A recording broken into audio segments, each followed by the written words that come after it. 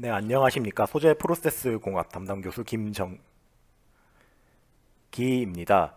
자, 저번 시간에는 우리가 분말 기초 그리고 분말 응용에 대해서 말씀을 드렸었는데요. 주로 이제 말씀드렸던 내용들이 이제 분말의 기초, 그러니까 분말의 특성이 어떻게 평가가 되고 일반적으로 분말을 어떻게 제조하느냐에 대한 내용에 대해서도 말씀을 드렸고, 그리고 그 분말들을 활용해서 어떤 형식으로 제품을 만드는지에 대해서 설명을 드렸는데, 주로 이제 분말 응용에 대해서는 분말 제품 제조 중 제일 많이 활용이 되고 제일 대량 생산에 적용이 되는 사출 성형과 이제 그 분말 압축에 대해서 이제 제가 말씀을 드렸습니다. 근데 이제 이번 시간에는 이제 좀 최근에 많이 이슈가 되고 있는 공정 중 하나입니다. 분말을 활용해서 만들 때 적층 제조, 즉 3D 프린팅 공정에 대해서 설명을 드릴 건데요. 이 3D 프린터 공정 같은 경우는 이제 그 최근에 그 산업적으로 많이 활용이 되고 있는 공정들 중 하나인데, 아직까지도 이 공정이 왜 중요한지, 그리고 이 공정의 본질이 무엇인지, 그래서 이 공정은 어디에서 활용이 될 수 있는지에 대한 이제 설명이 뭐 뾰족하지도 않고, 사실 연구적인 측면으로도 아직까지 그 연구가 많이 진행되고 있는 분야 중 하나입니다.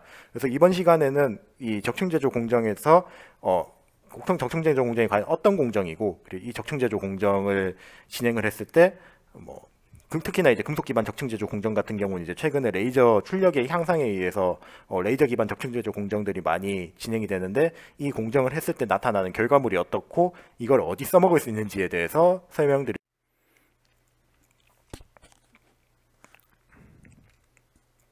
네, 그래서 본 파트에서는 첫 번째로 적층 제조에 대한 기초적인 내용부터 시작을 하여서 뭐 여긴 상당히 많은 내용들이 포함이 됩니다. 그래서 적층 제조에 대한 뭐 정의라든지, 아니면은 적층 제조가 최근에 어떤 시장을 가지고 있는지, 아니면은 이제 적층 제조의 종류가 어떤 것이 있는지에 대해서 좀 소개를 드리려고 하고, 그리고 두 번째 파트에서는 특히 이러한 적층 제조 방법들 중에서 금속 기반 적층 제조만이 가지고 있는 특징들이 존재합니다. 그래서 이 특징에 대해서 요약을 드리려고 합니다.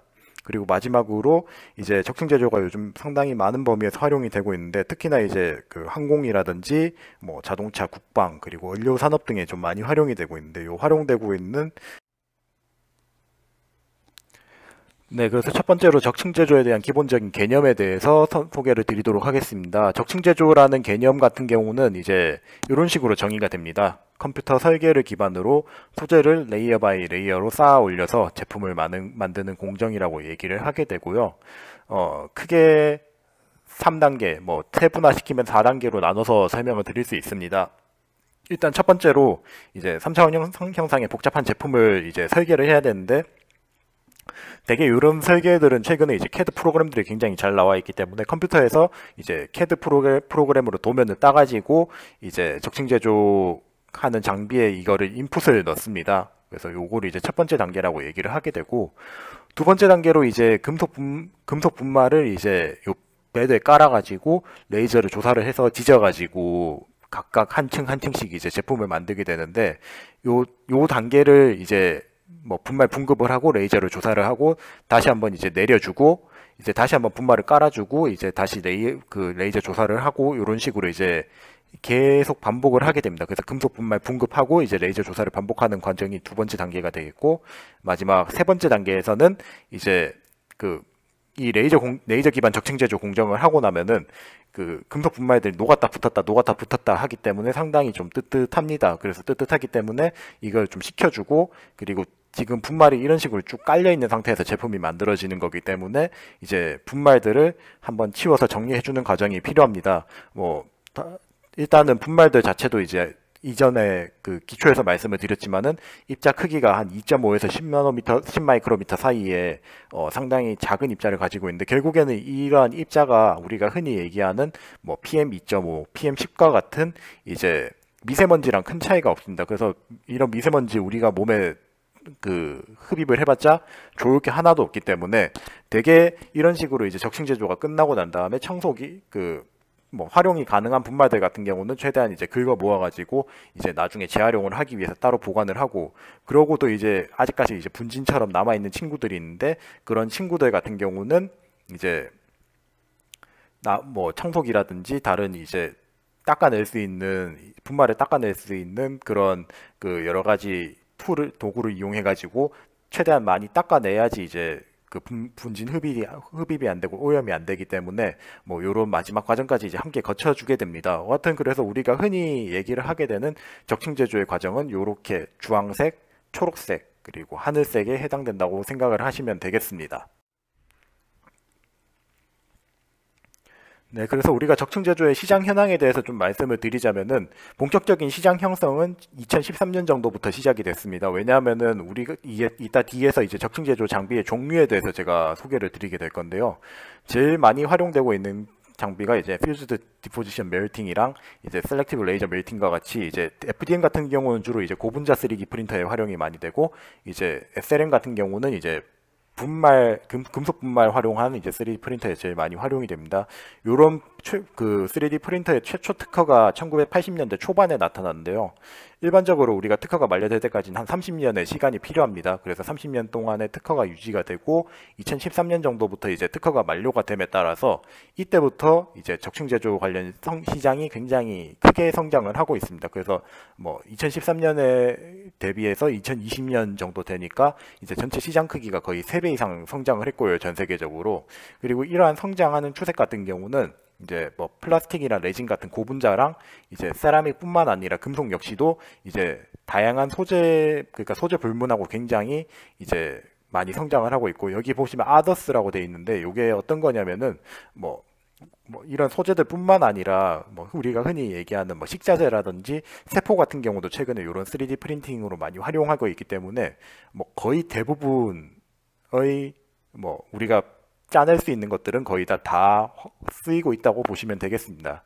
그래서 그럼 이 3D 프린터들이 도대체 어디 활용이 되느냐에 대한 이제 질문이 있을 수가 있는데, 그 다양한 어플리케이션 위주로 보게 되면은 크게 세 가지 분야에서 가장 많이 쓰이고 있습니다. 첫 번째로 이제 항공 및 방산 분야에서 제일 많이 쓰이고 있는데, 그럴 수밖에 없는 게 이제 일반적으로 뒤에서 설명드린 자동차 같은 경우는 1년의 생산량 자체가 뭐 몇십만 대, 뭐 이런 식으로 만 대 단위가 넘어가기 때문에 사실 3D 프린터를 바로 적용하기에는 좀 한계가 있습니다. 하지만 이제 항공 쪽이라든지 방산 쪽 같은 경우는 뭐 1년에 그 우리가 여객기 생산되는 걸 좀 약간 생각을 하게 되면은 이제 에어버스사의 A320이 1년에 한 60에서 많으면 한 100대 정도 생산이 되고, 이제 대형기 그러니까 뭐 에어버스 350 같은 경우는 한 50에서 60대 사이 정도 생산이 되는데, 그 말인즉슨 이제 실질적으로 1년에 그 똑같은 부품이 한 60개 이상 안 나가게 되는 거죠. 그러면 이제 적층 제조 생산량이 뭐 1년에 한 100개 정도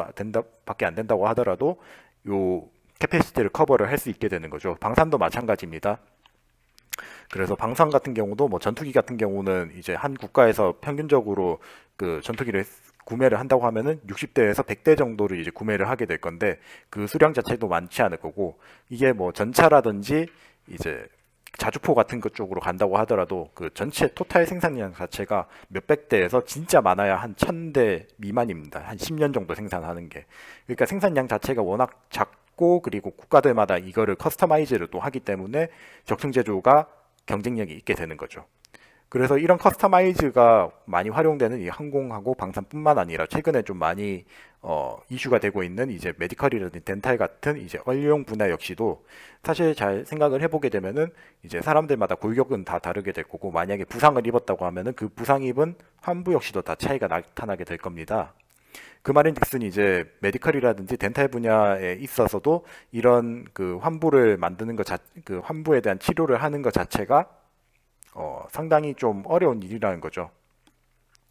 그래서 기존에는 이제 이런 것들 일일이 다 가공을 해서 제품을 생산을 했는데, 최근에는 이런 걸 굳이 가공을 하지 않고 3D 프린터를 활용을 하게 되는데, 뭐 뒤에서 제가 설명을 드리겠지만은 도면을 이제 뭐 CT라든지 그런 스캔을 해가지고 뽑아가지고 그 스캔한 자료를 그대로 뽑아낸다고 생각을 하시면 되겠습니다. 하여튼 그래서 요 항공, 국방, 자동차, 원료 분야를 중심으로 적용 범위가 많이 확장되고 있다. 자, 그래서 적층 제조를 함에 있어서 최근에 금속 기반 적층 제조가 상당히 좀 이슈가 많이 되고 있는데, 그 금속 기반 적층 제조를 함에 있어서 가장 중요한 요소 중 하나가 바로 금속 분말입니다. 근데 이 금속 분말들을 이제 대부분 해외에서 많이 수입을 해서 활용을 하고 있는데, 이 우리나라 같은 경우는 되게 이제 금속 분말들을 제조를 하게 되면은 평균 입도 사이즈가 한 100 마이크로 내외의 입도가 많이 나타납니다. 그래서 그런데 이제 적층 제조용 분말들 같은 경우는 그 입도가 굉장히 작습니다. 특히나 이제 뭐 PBF라든지 SLM용 분말 같은 경우는 한 15 마이크로미터에서 45 마이크로미터의 분말을 이제 뭐 그레이드 1이라고 해가지고 제 최상급의 분말로 활용을 하게 되는데, 실질적으로 우리가 만약에 평균 입도 100짜리의 분말을 뽑아내게 되면은 이 평균 입도 40짜리의 분말을 그 평균 입도 10에서 45짜리의 분말들을 이제 획득을 하기 위해서 이제 시빙을 해가지고 좀 그러니까 체질을 하죠. 체질을 해서 좀 걸러내줘야 되는데, 이런 식으로 이제 걸러낼 때의 가장 큰 문제점이 수율이 굉장히 떨어진다는 겁니다. 그러니까 뭐 만약에 평균 입도 뭐 한 30짜리의 분말을 뽑아내 가지고 이제 체질에서 분말을 뽑아내게 되면 거의 대부분 이제 입자를 획득을 해야 거의 대부분의 입자를 3D 프린터용으로 이제 활용을 할 수가 있는데, 입도 100짜리의 분말을 체질을 하면은 실질적으로 한 5에서 10% 정도의 분말만이 이제 적층 제조용 분말로 활용을 할 수 있게 되는 것이죠. 그래서 결국 제일 중요한 건 이제 적층 제조에 적합한 분말 크기랑 형상을 제어하는 것이 중요한데, 이 형상 제어라든지 이제 분말 크기를 제어할 수 있는 업체들이 생각보다 그렇게 많지가 않습니다. 뭐 스틸 파우더 기준으로 여기 그래프가 이렇게 나와 있는데, 뭐 실제 우리가 3D 프린터용 분말을 만드는 업체들을 보게 되면은 뭐 샌드빅이라든지 이제 APNC라고 해서 이제 GE 어디티브라는 그 미국 GE 어디티브에서 자회사로 두고 있는 업체, 아니면 회가네스 같이 이제 분말을 전문적으로 다루는 업체들이 아니면은 지금 여기서 말씀드렸던 이 까다로운 조건을 제어할 수 있는 게 어렵다 보니까, 현재 대부분의 적층 제조용 금속 분말 같은 경우는 뭐 국내에서 제조되는 분말들도 약간 있긴 합니다만 대부분은 해외에서 좀 수입해서 활용이 되고 있습니다.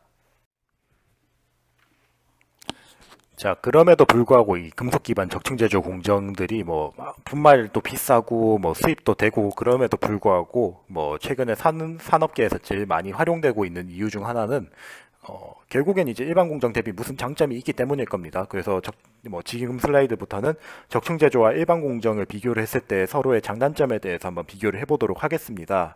그래서 일단 첫 번째로 적층 제조 같은 경우는 일단 우리가 이제 그 제품 생산량이랑 뭐 제품의 단가를 기준으로 봤을 때 보게 되면은, 일반적인 생산 공정 같은 경우는 우리가 초기에 장비 까는 비용이 굉장히 큽니다. 장비 까는 비용이 굉장히 크다 보니까 이 생산 단가가 너무 적어지게 되면 굉장히 비효율적인 공정이라고 볼 수 있겠죠. 그러다가 이제 생산량이 굉장히 증가를 하면 증가할수록 어차피 똑같은 재료를 집어넣어서 똑같이 이제 공정을 하게 되면은 이제 공정 생산량이 증가되면 증가할수록 단가 자체가 감소되는, 네, 요런 곡선을 보이게 될 겁니다. 근데 적층 제조 같은 경우는 이제 똑같은 이제 적층 제조 장비가 있다고 하면은 장비 하나를 깔아놓고 분말을 계속 깔고 이제 일정하게 제품을 생산을 하는 거기 때문에 그 생산 단가를 이제 계산을 해보게 되면은 제품의 생산량과 무관하게 거의 일정한 생산 단가를 가지고 있습니다. 왜냐하면 이제 뭐 장비를 사용을 한다고 하더라도 이제 제품의 장비의 감가상각도 어느 정도는 고려를 해야 될 거고, 그리고 제품의 생산량과 무관한 이제 일정한 생산 단가들을 이제 보이기 때문이죠. 그래서 그 두 가지의 이제 일반 공정하고 적층 제조 공정을 이제 비교를 하게 되면은 결국 어느 시점 이전까지는 이제 적층 제조 공정이 더 유리한 부분이 있을 거고, 이제 일반 공정은 이제 그 어느 정도 이상의 생산량이 되게 되면은 적층 제조 공정보다 단가가 더 낮아져서 적층 제조 공정이 오히려 효율적이지 못한 공정이 되는 부분이 있을 겁니다. 따라서 이제 적층 제조 공정이 이제 빛을 발하는 부분 같은 경우는 이제 일반 공정 대비 다품종 소량 생산에 유리한 분야, 즉 이제 주문형 제품이 되겠죠.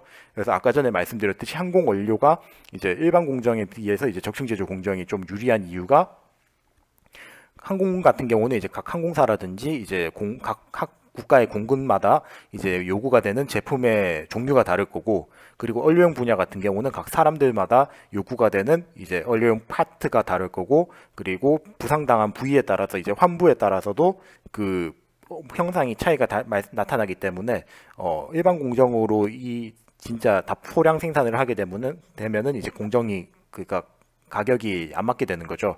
그래서 요 코스트 매뉴팩처링 곡선에서 보게 되면은 여기 그 빨간색에 해당되는 영역, 요 영역이 이제 적층 제조에서 활용되기 가장 유리한 지점이라고 생각을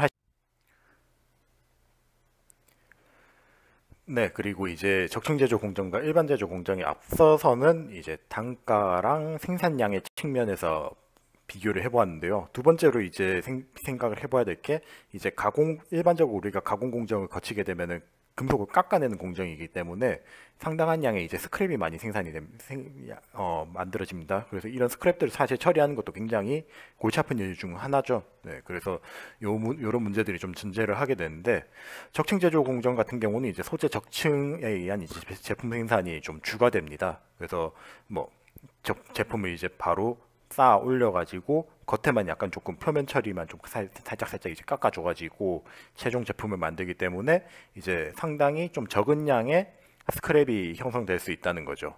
그래서 뭐 이론적으로는 일반 공정 같은 경우는 복잡 형상 제품 생산할 때 좀 가공 불가능한 부분들이 상당히 많기 때문에 굉장히 많은 양의 스크랩이 형성된다고 얘기를 하게 되는데 적층 제조 공정 같은 경우는 이제 생산 제조에 의해서 가공이 어려운 부분들을 좀 적층을 해가지고 복잡 형상의 제품을 생산을 하고 이때 발생되는 스크랩은 굉장히 적어진다고 얘기를 하게 됩니다. 하지만 이제 우리가 실질적인 문제를 좀 파고들게 되면은 조금 얘기가 달라지는데요.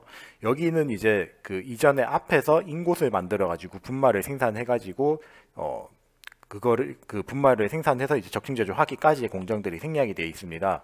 근데 제가 아까 전에 말씀을 드렸지만은 이제 적층 제조에 실질적으로 사용되는 분말의 레인지는 한 15에서 45 마이크로미터로 굉장히 좁은 반면에 이제 우리가 일반적으로 이제 분말을 용사를 해가지고 뽑아냈을 때 평균 입도 같은 경우는 그보다 훨씬 큽니다.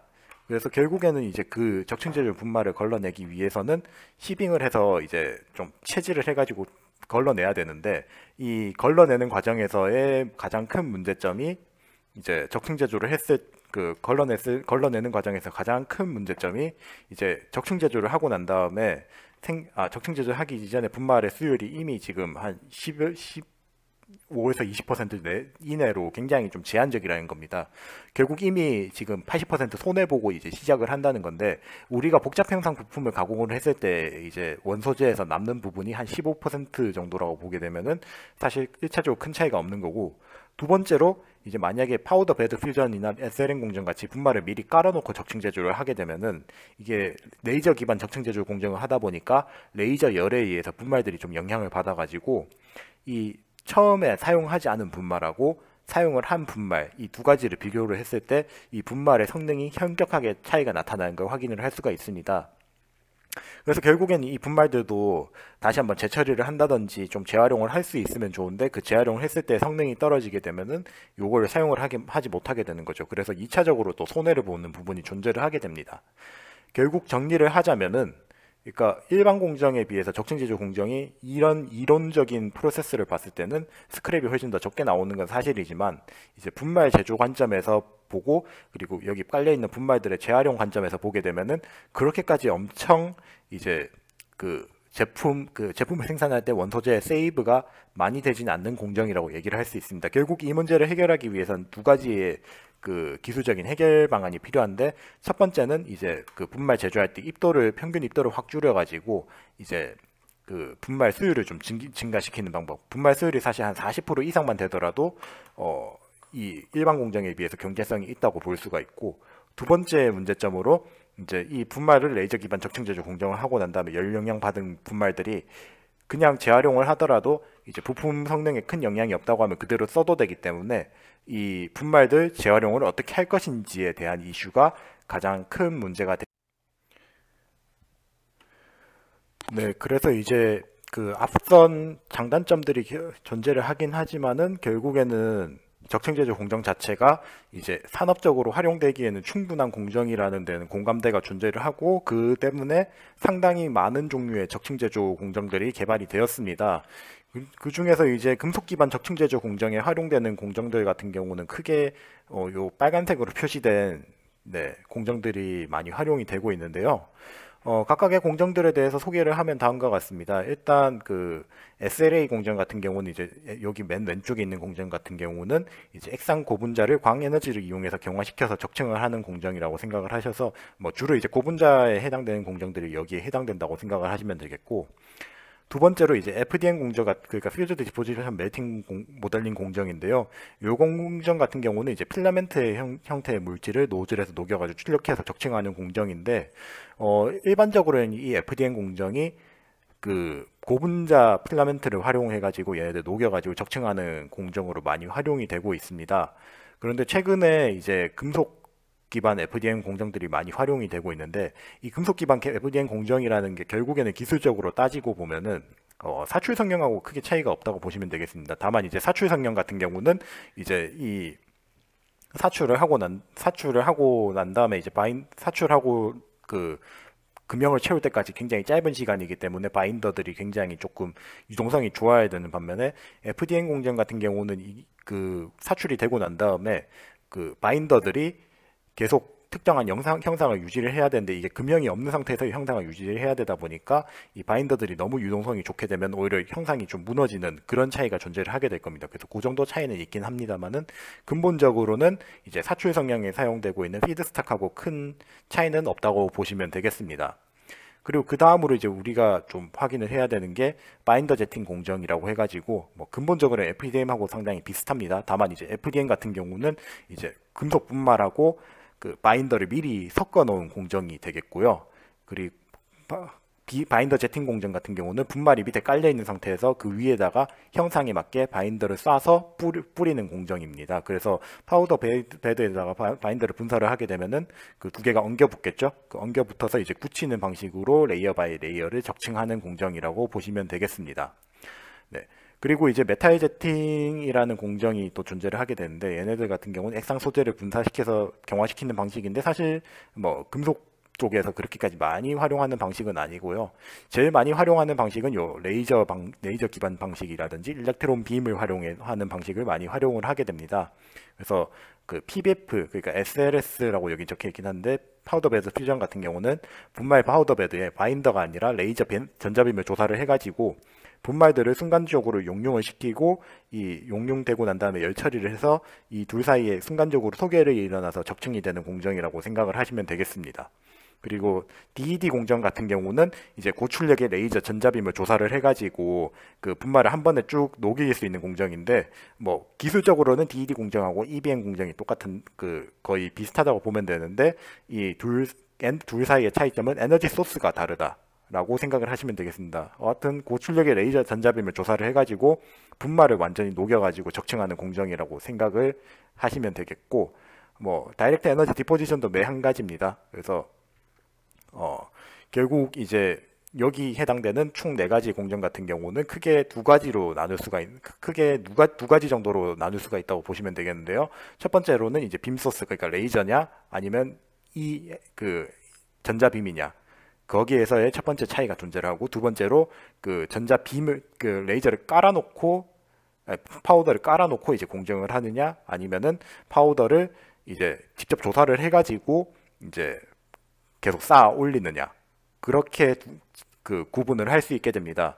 그래서 그 다음 슬라이드부터는 이제 각각 그 적층 제조의 종류에 대해서 소개를 드리려고 하는데요.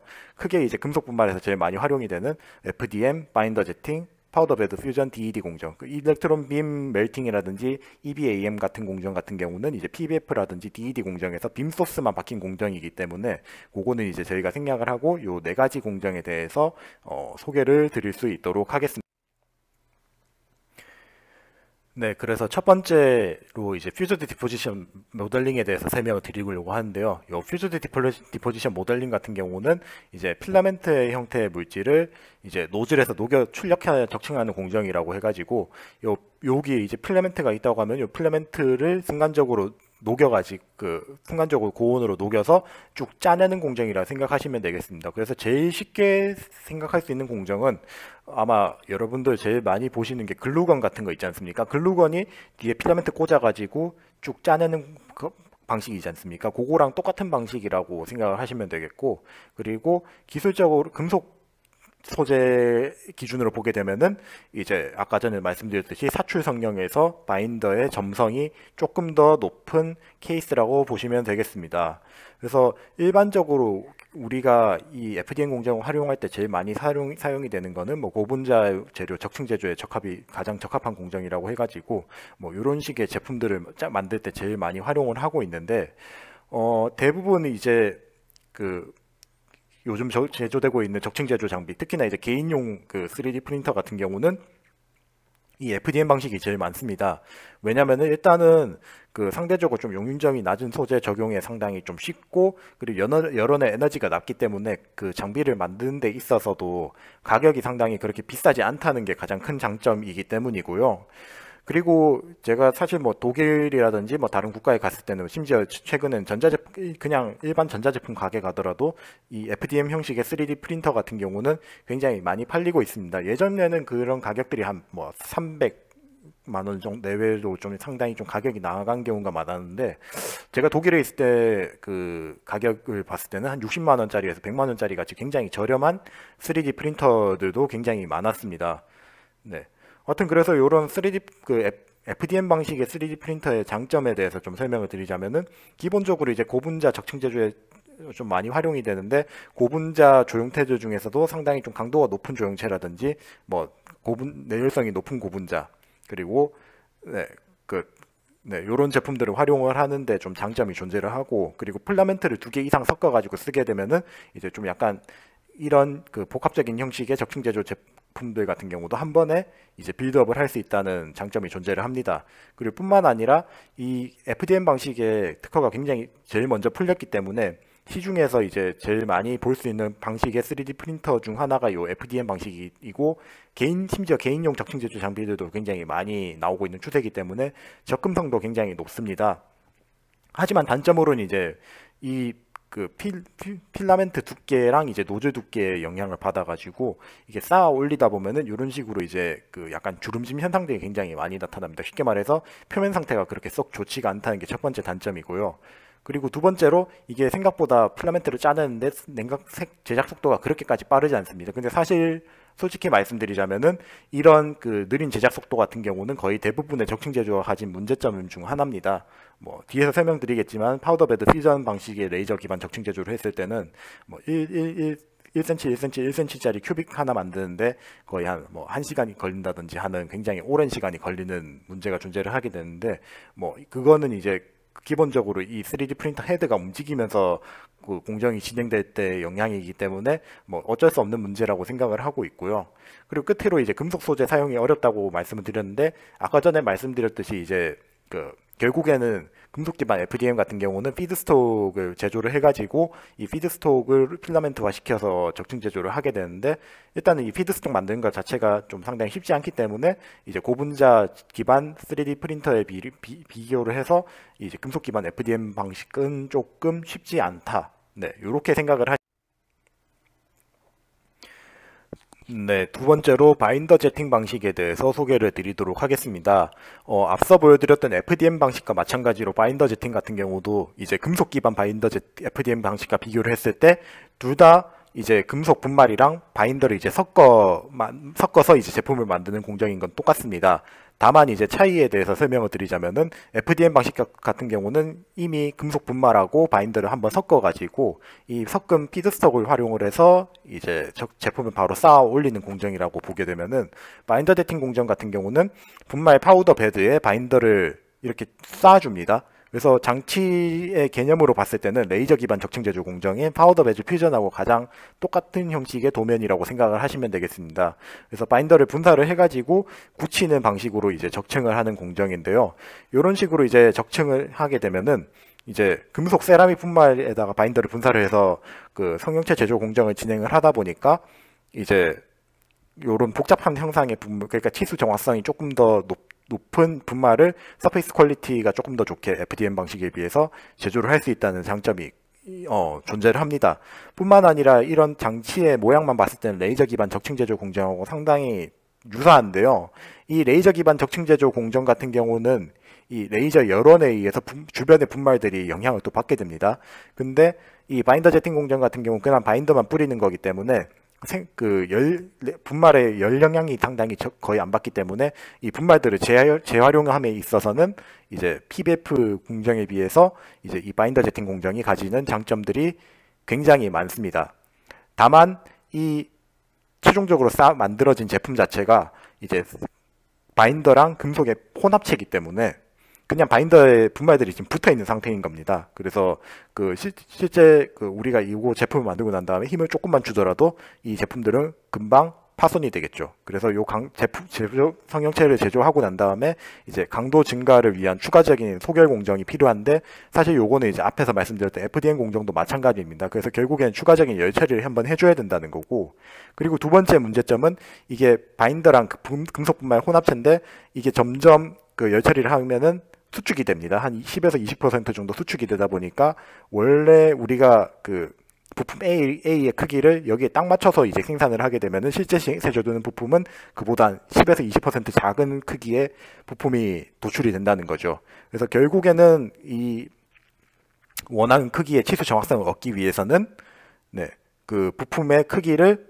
조금 더 크게 설계를 해야 된다 라고 생각을 하시면 되겠습니다. 그래서 장점, 단점에 대해서 설명을 드리자면은 이제 일단은 레이저 기반 적층 제조 공정 같은 경우는 금속 분말의 녹는 점에서 상당히 영향을 많이 받기 때문에 재료 선택의 폭이 상당히 선택의 폭이 바인더 제팅에서 상당히 넓다는 장점이 있고, 그리고 두 번째로 제조되는 조형체의 크기가 좀 크게 만들 수 있다는 장점이 있습니다. 다만 이제 아까도 말씀드렸듯이 이제 출력물의 강도가 좀 상당히 약하기 때문에 추가적인 후처리를 통해서 제품을 만들어 주어야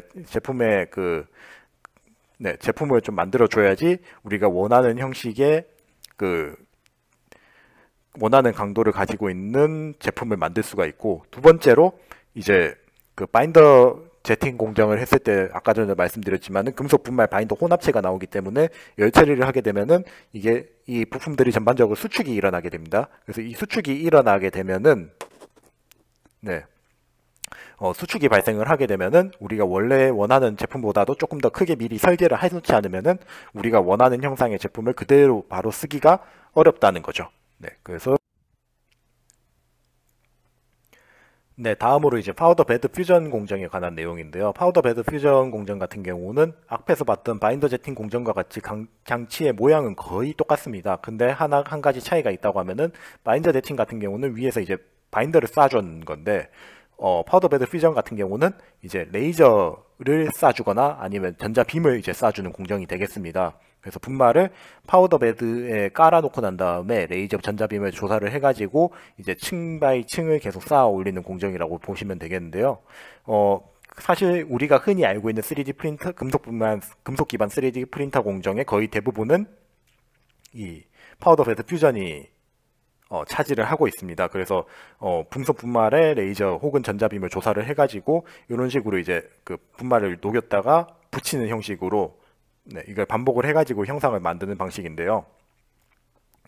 이렇게 이제 공정을 제어를 하게 되면은 이제 레이저 전자빔의 크기라든지 이동을 정밀하게 좀 제어를 할 수 있기 때문에 앞에서 봤던 FDM 공정에 비해서 굉장히 높은 정밀도를 정밀도를 달성을 할 수가 있습니다. 특히나 이제 레이저 기반 적층 제조 공정 같은 경우는 분말을 이미 한번 붙였다가 굳히는 형식으로 제품이 제조가 되기 때문에 굳이 바인더 같은 건 날릴 필요가 없습니다. 그래서 바인더를 날려주는 추가적인 열 처리 공정들이 생략이 되다 보니까 좀 제작 속도도 굉장히 빠른 편이고요. 그 때문에 이제 다른 공정들에 비해서 대량 생산에 조금 더 유리하다는 장점을 가지고 있습니다. 단점으로는 레이저 기반 적층 제조 공정을 할 때 기본적으로 이 레이저 시스템, 그러니까 에너지 소스가 이제 좀 미리 예열이 되어 있지 않으면 이걸 예열을 하는데도 상당히 좀 시간이 많이 오래 걸리고, 그리고 일단은 이게 분말이 녹았다가 붙는 형식으로 이제 공정이 가해진다는 뜻은 여기에 상당히 많은 열이 좀 가해진다는 겁니다. 그래서 열이 가해져서 이제 실제로 우리가 조형체 부품들을 좀 만지게 되면 굉장히 뜨뜻한데요. 이거를 좀 미리 냉각을 안쪽에서 시켜줘야 됩니다. 왜냐하면 챔버 안에서 냉각을 시키지 않게 되면은 이제 바깥쪽에 이제 산소랑 또 만나게 돼서 따뜻한 상태에서 이제 산소를 만나게 되니까 산화가 돼서 재료의 품질이 안 좋아질 수가 있고, 그리고 거의 3D 프린터의 공통적인 특징 중 하나인데 분말이 녹았다 붙었다 하다 보니까 이게 일부 이제 일부 이제 분말들이 완전히 녹지 않은 상태로 이제 표면에 엉겨 붙는 상태가 또 나타나게 됩니다. 그러면 그렇게 되게 되면 실제로 이제 우리가 조형체를 이제 그 만져보게 되면은 되게 표면이 깨끗하지 않고 까끌까끌하고 그래서 표면 특성이 굉장히 나쁩니다. 그래서 그 문제들을 해결하는 게 앞으로 과제가 될 것인데, 어하튼 지금 현재 그 적층 제조 기술들 중에서 제일 많이 활용되고 있는 기술 중 하나가 이 파우더 베드. 네, 그리고 이제 마지막으로 활용되는 공정이 이제 다이렉트 에너지 디포지션이라고 해서 DED 공정이라고 얘기를 하게 되는데요. 이 공정 같은 경우는 앞에서 봤던 이제 PBF 공정과 달리 분말을 미리 밑에 깔아놓는 게 아니라 레이저 빔을 조사를 하면서 분말을 동시에 이제 분급을 하게 됩니다. 이렇게 되면은 이제 그 고출력의 레이저 빔을 조사를 해가지고 그 분말을 순간적으로 이제 한 번에 다 용융을 시켜서 이제 적층을 시키게 되는데, 요 공정을 진행을 했을 때 제일 큰 장점이라고 얘기를 하게 되면은 분말을 한 종류만 공급을 하는 게 아니라 뭐 여러 가지 종류들을 한 번에 여러 가지 종류의 분말들을 조사를 해가지고 합금 제작이라든지 뭐 조직을 제어할 수 있다는 게 장점이 되겠죠. 그래서 기존에 이제 PBF 분말 같은 경우 만약에 이렇게 하려면은 그 분말을 미리 한번 섞어가지고 균일하게 만들어서 이제 적층 제조를 실시를 해야 되는데, DED 공정 같은 경우는 굳이 그렇게 할 필요 없이 이제 여러 가지 분말들을 뭐 A, B, C, D, E 컨테이너에 집어넣어서 뭐 A 몇 퍼센트, B 몇 퍼센트, C 몇 퍼센트 이런 식으로 그 분급을 해가지고 조형을 할 수 있게 된다는 것이지요. 그리고 두 번째 장점으로 이제 DED 공정 같은 경우는 이 헤드 장비만 계속 왔다 갔다 하면 되기 때문에 상당히 좀 높은 자유도를 가지고 있는데, 이렇게 되면 이제 기존 제품에다가 좀 덧붙여가지고 소위 말해서 땜질을 할 수가 있습니다. 그래서 수리라든지 보수 용도로 적용이 가능하다라는 게 이제 장점입니다. 그래서 그 앞에서 봤던 이제 LPBF 방식에 비교해가지고 더 빠른 이제 제작 속도를 가지고 있고 대량 생산이 더 유리하고 이제 높은 강도를 가지면서도 분말의 혼합이 가능하다는 이제 좀 높은 유연성을 가지고 있는 반면에, 이 공정 역시도 일단 1차적으로 레이저 예열을 해야 되기 때문에 좀 그 시간이 오래 걸리게 되고, 그리고 제품 냉각에도 상당히 시간이 많이 걸리겠죠. 특히나 이제 이 공정 같은 경우는 되게 그 파우더 베드 퓨전 공정에 비해서 더 오랜 시간이 걸리고, 그리고 세 번째로 이 레이저 그 분말이랑 레이저를 동시에 분급을 하다 보니까 이 해치 스페이싱 넓이가 훨씬 더 넓습니다. 훨씬 더 넓다 보니까 정밀도 자체가 이제 그 PBF 공정에 비해서 훨씬 더 낮습니다. 그래서 그 대개 우리가 레이저 기반 적층 제조 공정을 하게 되면은 그 PBF 공정 같은 경우는 이 레이어 바이 레이어 쌓이는 거 자체가 눈으로는 보이지 않는데, DED 공정 같은 경우에는 눈으로도 이게 쌓이는 레이어들이 딱 보입니다. 네. 그 말인즉슨 표면 특성이 PBF 공정보다도 훨씬 안 좋다는 거죠. 하지만은 이런 식으로 이제 그 기어가 나갔을 때 이제 레이저 기반 적층 제조 공정을 이용해서 한번 땜질하고 바깥쪽 가공을 하는 형식으로 이용을 해가지고 그 단순 조형체 제조뿐만 아니라 이제 수리라든지 보수 용도로도 활용을 할 수 있는 데서 확장성은 이제 DED 공정이 조금 더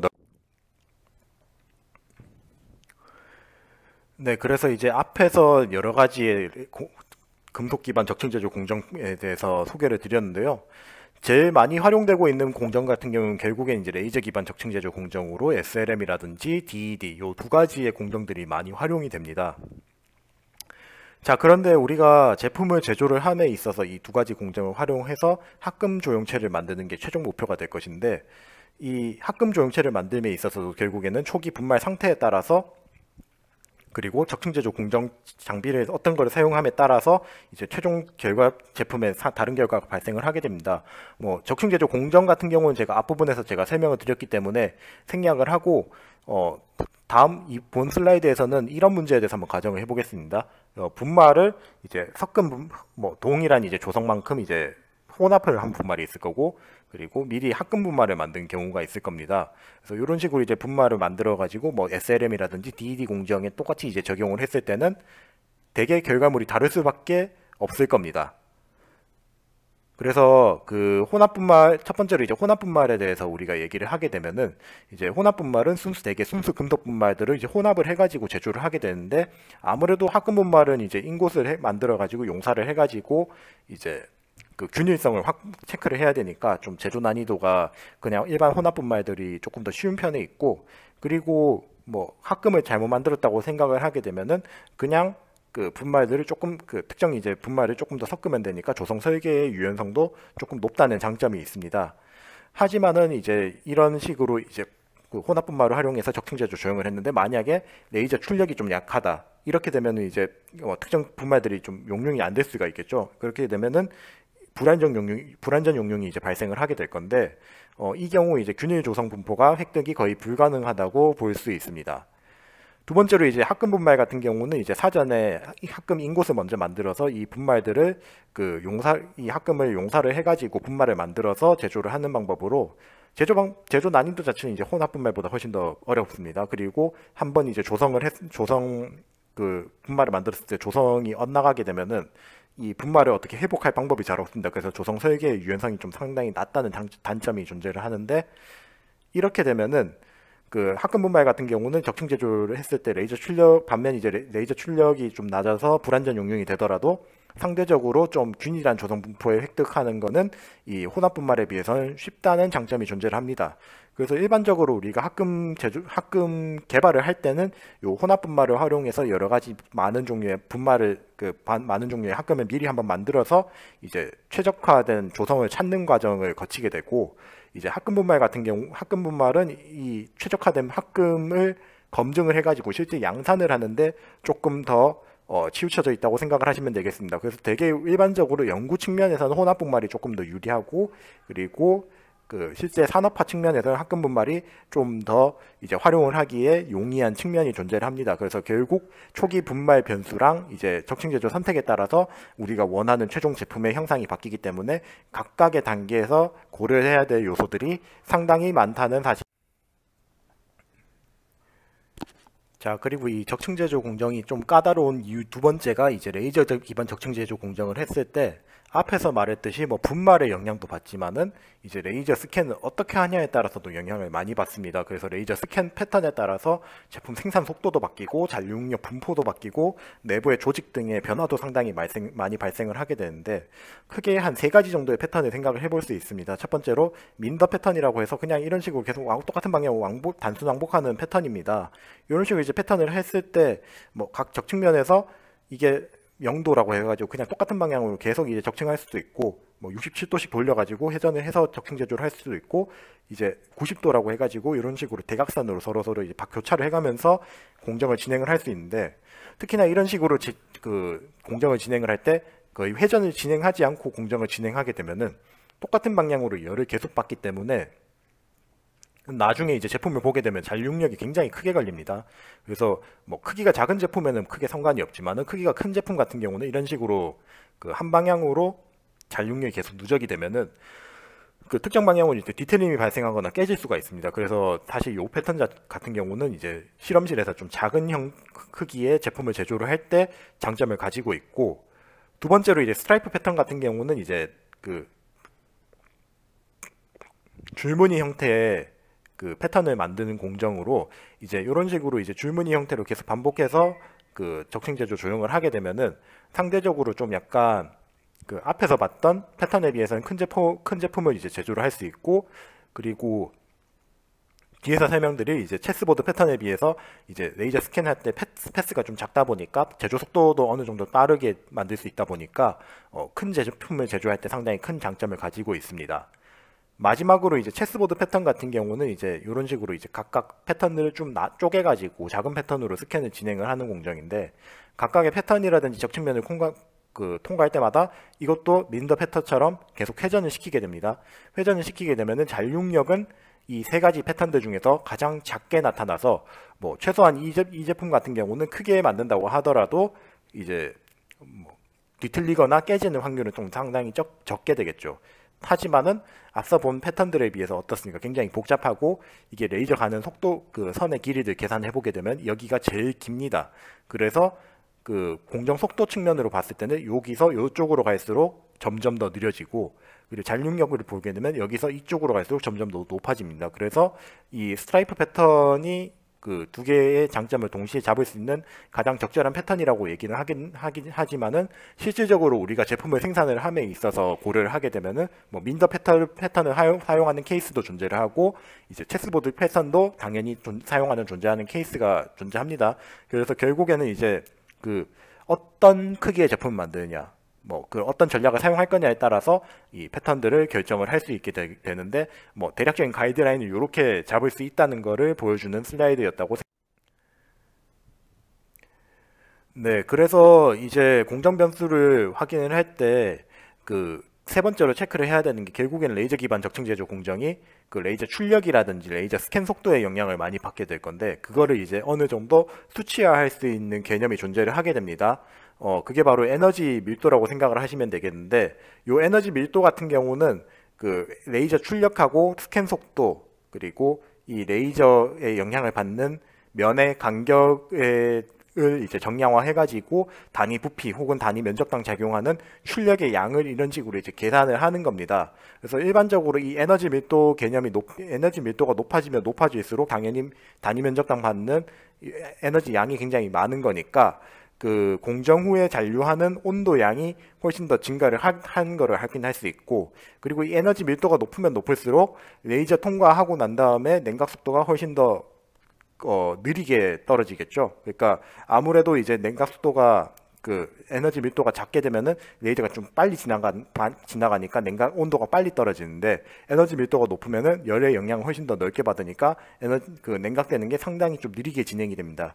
이 때문에 이제 그 뒤에서 설명드리겠지만은, 최종적으로 생산되는 제품의 그 질 역시도 이 에너지 밀도의 영향을 상당히.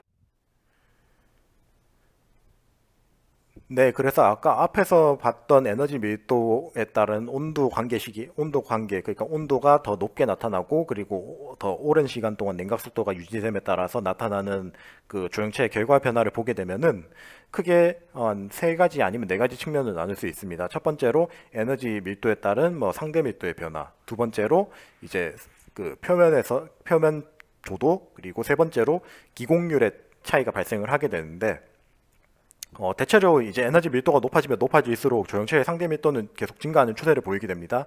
그런데 어느 시점이 되면은 거의 포화가 된다고 보시면 되겠고요.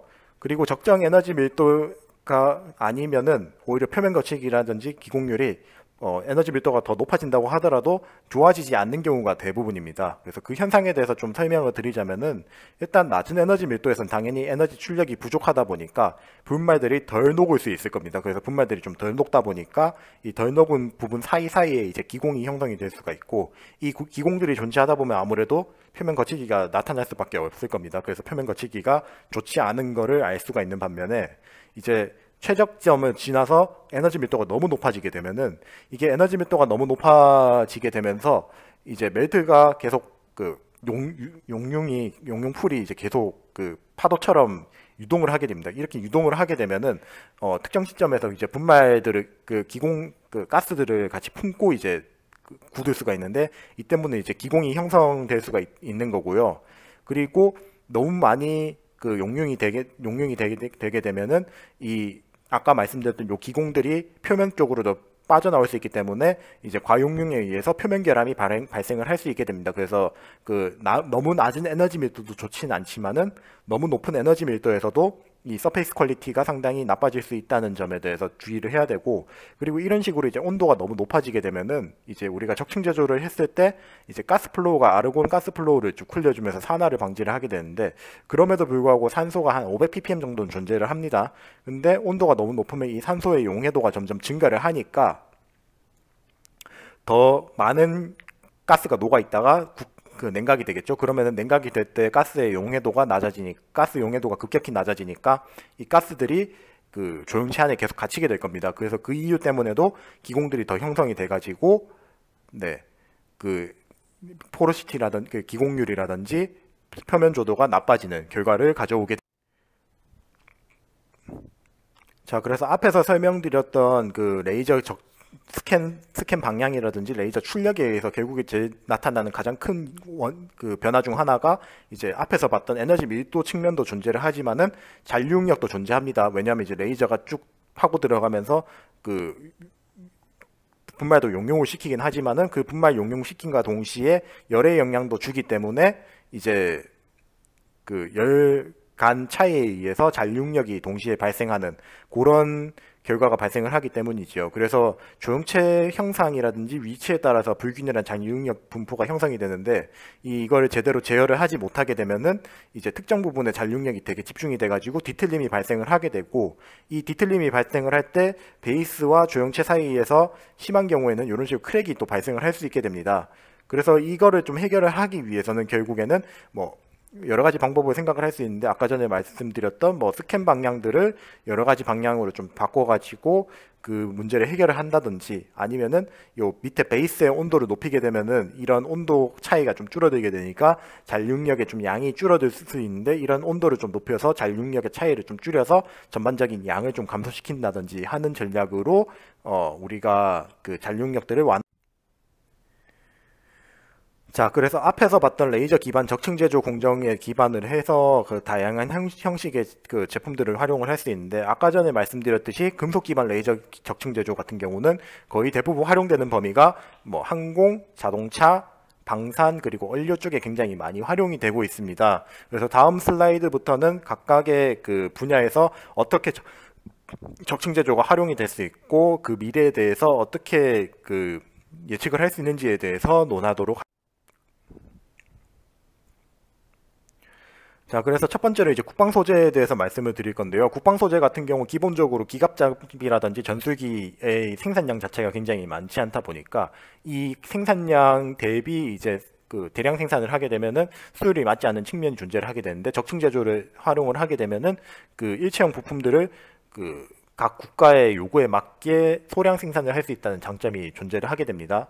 그런데 이제 최근 국방 소재 분야에서 좀 더 각광받는 것 같은 경우는 이제 우리가 장비를 운용하다 보면 이런 식으로 피탄이 될 수가 있는데 이 피탄이 일반적으로 되게 되면은 이거를 그 수리를 하기 위해서는 창정비를 해야 됩니다. 그래서 공장 쪽으로 가서 후방 쪽으로 빠져서 창정비를 하고 다시 복귀를 해야 되는데 이렇게 되면 걸리는 시간 자체가 굉장히 길게 됩니다. 근데 실질적으로 뭐 평시 상황에서는 이런 게 좀 가능하지만은 전시 상황에서는 그런 식으로 이제 해결을 하기가 상당히 어려운 측면이 존재를 합니다. 그래서 그 문제를 해결하기 위해서 이제 적층 제조 장비를 활용한 수리 시스템에 대한 연구가 상당히 많이 진행이 되고 있고요. 이런 개념 같은 경우는 이제 적층 제조 장비를 적용을 해가지고 그 이렇게 데미지 받은 영역을 땜질을 해주는 겁니다. 위에처럼 이런 식으로 땜질을 해줘서 전반적인 부품 수명을 향상을 하고 그리고 실제로 이런 식으로 피탄이 됐을 때 공장 오버홀에 들어가는 시간을 감소를 해서 가동률을 향상시킨다는 게 컨셉이라고 생각을 하시면 되겠습니다. 자, 그래서 실제로 미국에서 최근에 연구가 되고 있는 내용이 어떤 내용이냐면은 에이브럼스 전차 같은 데에 이런 식으로 피탄이 됐을 때 옆에다가 적층 제조 장비를 활용한 장갑차를 이제 같이 달아가지고 이 적층 제조 장비 이 데미지 받은 부분들을 땜질을 해가지고 수리를 하겠다는 거죠. 그래서 이런 식에 대한 연구가 생각보다 많이 진행이 되고 있고 산업적으로도 네, 그래서 이런 식으로 또 활용될 수 있는 두 번째 분야가 바로 공구 소재인데요. 공구 소재 같은 경우는 복잡 형상이라든지 이제 고강도의 공구 제조, 표면 강화 쪽에 많이 활용이 될 수가 있습니다. 일단 1차적으로 뭐 복잡 형상 같은 제품 제조 같은 경우는 뭐 아까 전에 앞에서 봤던 국방 소재랑도 크게 차이가 없는데요. 그리고 이 국방 소재에서 적용했듯이 이제 공구 소재 역시도 이런 식으로 E가 나갔을 때 이제 데미지 파트를 이런 식으로 이제 적층 제조를 이용해서 땜질해가지고 리페어드 파트로 올려버리는 식으로 이제 국부적인 수리가 가능해서 그 부품의 전반적인 전체 운용 수명을 좀 향상시킬 수 있다는 첫 번째 장점이 존재를 하고 두 번째로 이제 표면 강화 측면에서도 활용 가능한데 기존 공구강에서 이제 뭐 상대적으로 열에 상당히 좀 취약한 소재들 같은 경우는 이제 침탕 공정을 해가지고 제품을 제조를 하게 되면은 뭐 내부 같은 경우는 오히려 좀 특성이 떨어질 수가 있습니다. 그래서 그 문제를 해결을 하기 위해서 레이저 기반 적층 제조 공정을 좀 적용을 하게 되면은 이제 상대적으로 강도가 높은 마레이징 스틸을 이제 로우 얼로이 스틸에 조금 적층을 해가지고 마모성이라든지 이제 전반적인 강도 증가를 유발을 할 수 있게 되는 거죠. 그래서 열 처리 도중 발생할 수 있는 기존 공구강 소재의 열화를 억제할 수 있다는 게 장점이 되겠습니다. 그래서 이런 식으로 이제 공구 소재에 대해 적층 제조 기술을 좀 활용하려는 연구가,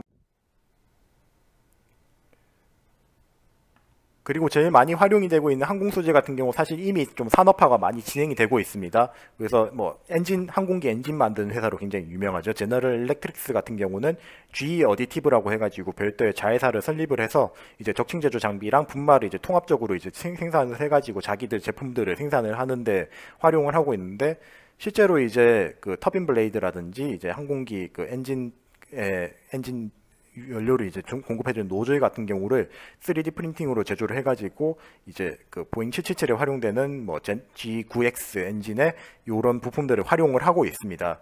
특히나 이제 항공 소재 같은 경우 복잡한 형상을 가지고 있고 이제 고강도 경량 고내열의 부품 제조에 활용이 되는데, 일단은 생산량 자체가 굉장히 좀 적습니다. 그래서 항공사라든지 국가별 주문에 대응하기 위해서는 이제 다품종 소량 생산을 해야 되는데, 뭐 통상적으로는 이제 큰 이제 단조제를 하나 갖다 놓고 이걸 가공을 하는 식으로 제품을 만들었다고 하면은, 적층 제조를 하게 되면은 뭐 복잡 형상 제조를 3D 프린터로 바로 좀 만들 수 있기 때문에 통자 부품을 만들 수 있다는 장점이 존재를 하게 되고, 그리고 사실 뭐 구조적으로 굳이 필요 없는 부분인데 가공을 하다 보니까 어려워서 남아있는 부분들이 존재를 하게 되는데, 적층 제조 장비를 활용하게 되면 토폴로지 옵티마이제이션이 가능하다 보니까 부품 경량화가 가능하다는 장점이 있어서 전반적인 이제 항공기의 연비 증대에도 도움이 많이 되게 됩니다. 그래서 뭐 항공 소재 쪽 같은 경우는 실질적으로 산업화가 이미 어느 정도 진행이 되고 있는 상태고, 실제로 국내에서도 뭐 카이라든지 좀 대기업들 중심으로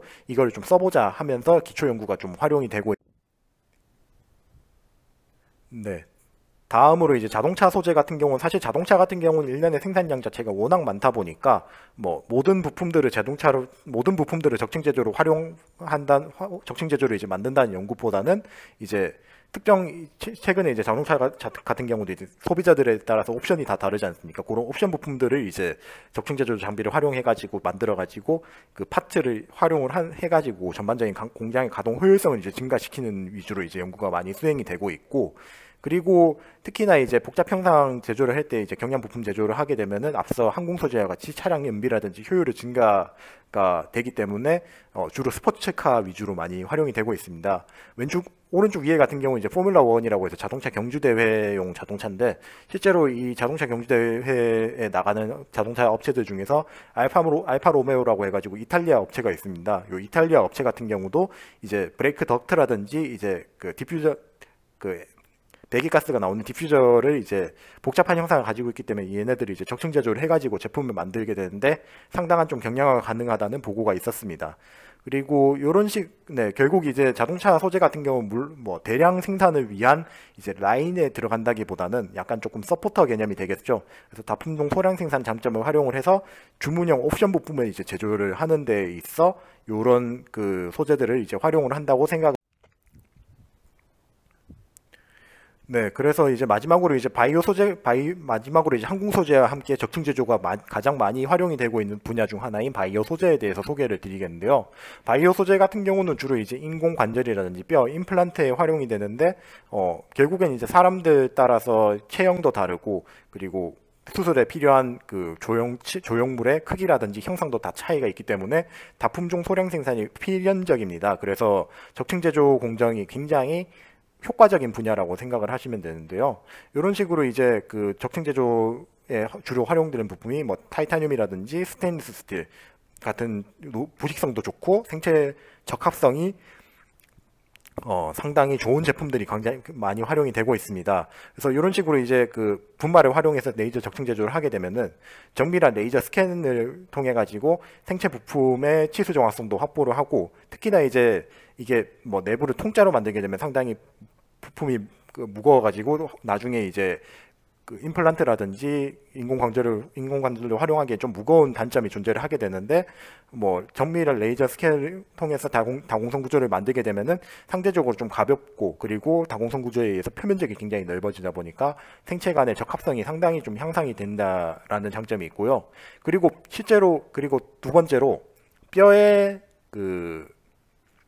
탄성 계수가 한 30기가파스칼 안쪽 아래쪽인데 금속의 탄성 계수는 되게 못해봐야 100기가파스칼 이상입니다. 그래서 요 그 탄성 계수를 조절하기 위해서는 통짜로 만들면 절대 이 탄성 계수를 유지를 못하고 다공성 구조로 만들어서 이제 어느 정도 탄성 계수를 좀 조절을 해줘야지 이제 뼈랑의 특성 차이에 의해서 나타나는 뭐 실딩 효과라고 해서 이제 그 금속의 응력이 더 많이 작용해가지고 뼈가 상대적으로 좀 약해져서 그 골다공증 유사하게 나타나는 현상이 있는데 그런 현상을 좀 억제할 수 있기 때문에 요런 식으로의 적층제조 그 조형체의 생체재료 적용이 좀 네, 네, 그래서 이번 시간에는 적층제조의 현황에 대해서 좀 많이 소개를 드렸는데요. 뭐 전반적인 내용 자체는 이제 분말 야금 기초랑 응용에서 좀 다루지 못했던 적층제조의 개념이라든지 이제 이 적층제조의 활용 방향에 대해서 제가 간단하게 소개해 드리려고 요 파트를 이제 준비를 했고요. 마지막 시간에는 이제 저희가 실습이 있었는데 비대면 수업으로 좀 전환이 되다 보니까 불가피하게 이제 그 원래 해석을 한 번 더 진행을 하려고 했었는데 그 해석을 진행을 못 했었는데 그 해석에 관련된 수업을 조금 더 그 실습 위주로 그 보여드릴 수 있는 영상을 한 번 더 준비하여서 올릴 수 있도록 하겠습니다. 그러면 다들 고생 많으셨습니다.